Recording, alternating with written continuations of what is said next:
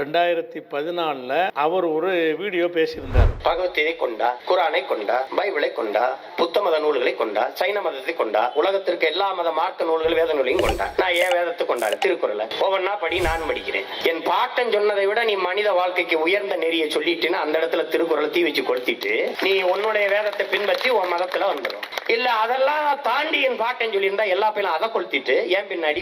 அப்ப 2014 நாம் தமிழர் கட்சியினுடைய ஒரு பொதுக்கூட்டத்தில் இந்த உரை அவர் நிகழ்த்துகிறார். இவர் நடத்துவது ஒரு கட்சி நடத்துகிறாரு. அந்த கட்சியில முஸ்லிம்களும் இருக்கிறார்கள், கிறிஸ்தவர்களும் இருக்கிறார்கள், பல தரப்பட்ட மக்களும் இருக்கிறார்கள். ஒரு கட்சி என்றால் அப்படித்தான் இருப்பார்கள். அப்படிப்பட்ட மக்கள்கிட்ட போய் உன் குரானை கொண்டுட்டு வா, உன் குரானை இதை வச்சு பார்ப்போம் அப்படின்னு சொல்லுவாரே. ஆனால் இவர் இஸ்லாத்துக்கும் கிறிஸ்தவ மார்க்கத்துக்கும் எதிரான ஒரு யுத்தத்தை தொடங்கி இருக்கிறார் என்று பளிச்சென்று அந்த உரையில நமக்கு தெரிகிறது. அதுக்கப்புறம் இவரை ஆய்வு செஞ்சு பார்க்கும் பொழுது துவக்கத்துல நாம் தமிழர் ஆரம்பிச்ச துவக்க காலத்துல குஜராத்ல மோடி முதலமைச்சராக இருக்கார். முதல்வராக இருக்கிற ஒரு நேரத்தில் ஒட்டுமொத்த முஸ்லிம்களும் கடும் கோபத்திலையும் கொந்தளிப்புலையும் இருந்த ஒரு முதல்வர் அவர். குஜராத்தில் அந்த கோத்ராங்கிற கலவரத்தை வைத்து முஸ்லிம்களை கருவறுத்த ஒரு நேரம். அந்த நேரத்தில் எந்த ஒரு கட்சிக்காரனும் மோடி ஆதரிக்கவே மாட்டான். அந்த நேரத்தில் மோடியை பத்தி புகழ்ந்து பேசும்போது குஜராத்தை அப்படி ஆக்கினார், இப்படியான பணத்தை திரட்டி வச்சார், அதை அவ்வளவு பொய்.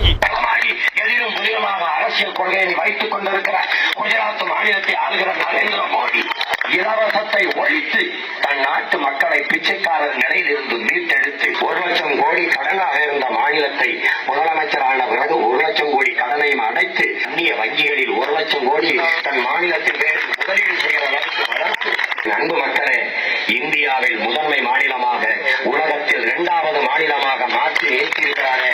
அவர் என்ன இன்னைக்கு சில பேர் மோடி ஆதரிக்கிறான்னு சொன்னா ரொம்ப கடந்த காலத்து சம்பவம் மறந்திருக்குங்கிறதுனால கூட ஆதரிக்கலாம். இவன் ஆதரிச்சு பேசுறது முஸ்லீம்களை கொத்து கொத்தாக கருவறுத்த ஒரு நேரம், வயிற்றுல இருக்கிற சிசுவை குத்தி கொலை செஞ்ச ஒரு நேரம், கற்பிணி பெண்ணை பாலியல் பலாத்காரம் செஞ்சு கொடுமை செஞ்ச ஒரு நேரம், வீடுகள்லாம் தீ வைத்து எழுத்து கொளுத்தப்பட்ட ஒரு நேரம், போலீஸும் காவிகளும் சேர்ந்து நடத்தின வெறியாட்டம் இதெல்லாம் நடத்தி முடிச்ச ஒரு நேரத்தில் மோடி மாதிரி ஒரு முதல்வர் இருக்கா உண்டா அப்படின்னு இவன் பேசுறான்னு சொன்னா பேசுவதற்கு எந்த ஒரு கிரவுண்டும் இல்லை.